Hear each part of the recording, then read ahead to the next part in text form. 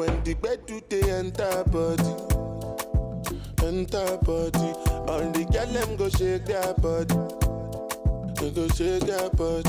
Oluwabana mo bona belly, they mo bona belly. You know get money, you take up police. Me I they love you, Connie. Body positive activist, a plus size model, a boss, and a fashion designer, swimsuit designer, and a whole lot more. She's blessed with many talents and has walked on many runways, including MBFW in Johannesburg. She's also rocked various runways in Congo, Nigeria, Ghana, to mention a few. And she's also got the Baby Girl Needs brunch talks that she has, where she inspires women to love themselves. So excited. We've been wanting to have you on the show for a long, long time. Finally, November is the month. We have her, and it's the queen of Cellulite City herself, Miss Lala, Curvy Lala. How are you? I'm very well, thank you. How are you? Thank you for having me. Oh, we're so excited. I know that you've had an up and down 2019. Yes. In that it's been really beautiful. You've traveled so many beautiful countries, you know, spreading body positivity and doing your plus size modeling. But you also lost your dad this year as well, which is very difficult for you and your family. So condolences to you and the family. Lots of love as well. Thank you. And we really thank you that you can come and see us. Thank you very much. So we want to start off with the conversation we were having off air, because we just come off the African Connection. Yes. And your most recent trip has been to the DRC. I've never been to the DRC. I do have aspirations to one day go and visit. What was your experience? It was so amazing, and this is what I always say to people. The most important thing is to just get out there and travel. Listening to what people have to say will never capture what the place is really like. Right. Going there, of course, as I was telling you, there was a bit of a language barrier because it's a French-speaking country. Right. But people were so accommodating. The place is beautiful. Right. The weather is great. I mean, hear so. It's summer vibes. Yeah. The food, I mean, please can I just tell you? Yes. The French are big on two things, champagne and dessert. Oh. So I was drinking champagne for breakfast. Days. Wow. Eating dessert. Wow. I mean, come on. Come on. That's fabulous. There's no reason to complain. So nobody looks at you funny when you're having your champagne in the morning? Absolutely not. The breakfast, I mean, the hotel serves champagne for breakfast. You know how you can get juice and stuff at the buffet? Right. They have bottles of champagne. Wow. Pop it, go. Wow. So that's how you do your breakfast in the DRC. There we go. Now, I believe it's very green and very lush and very beautiful. What were you doing there specific? I know it had to do with your body positivity and you were a keynote speaker, but break it down for us.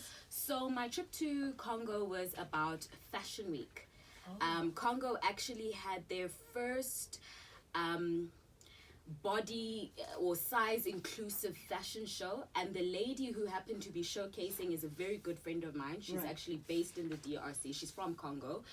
So she invited me to be one of the models to showcase her pieces.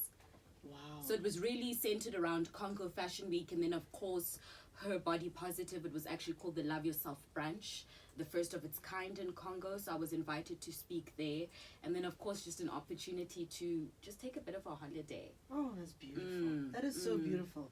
So we have Lala here today because she's really an icon for loving your body. I think I have seen you.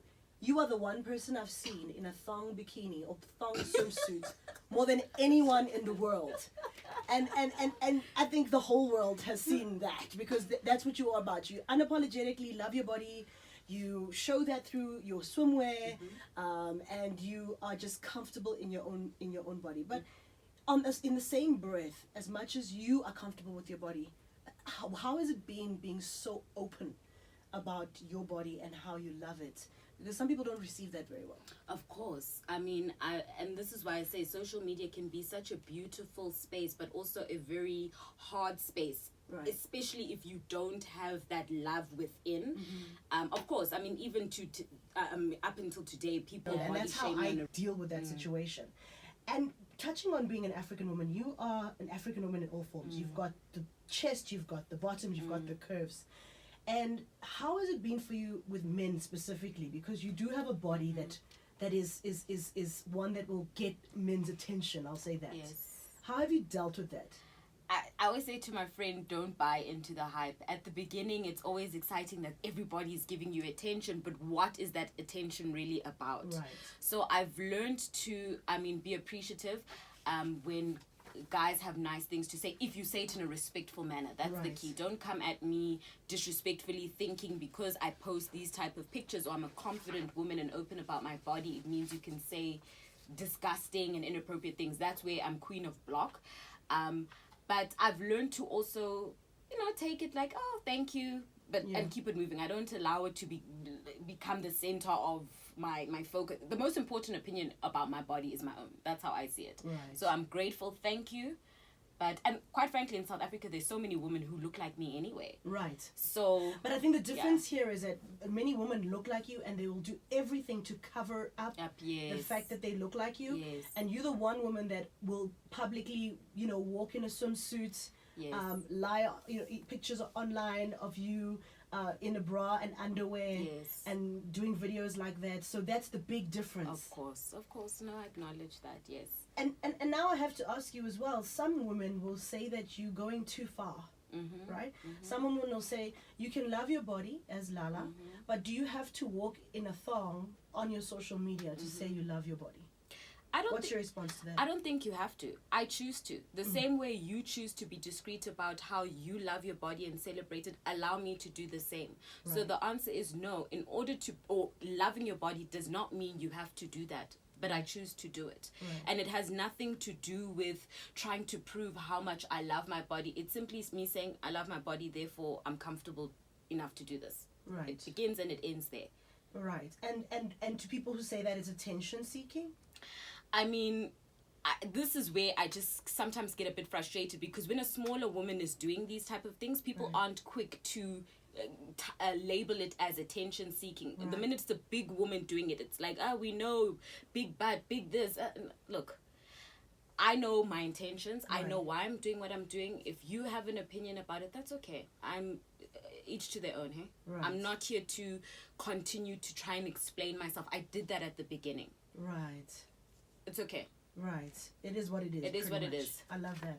We with plus size model Lala Shabalala, she's also known as the Queen of Cellulite City. 089 110 2000. Why the Queen of Cellulite City? My cellulite is on another level, Carol.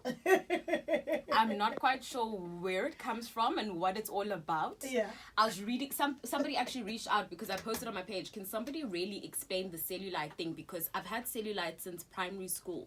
Right. So people were like actually more prone to it, number one, if your mom has it. Right. And then, of course, other factors like the fat and all of this. But, I've just always had cellulite. And that was always the thing that I was most...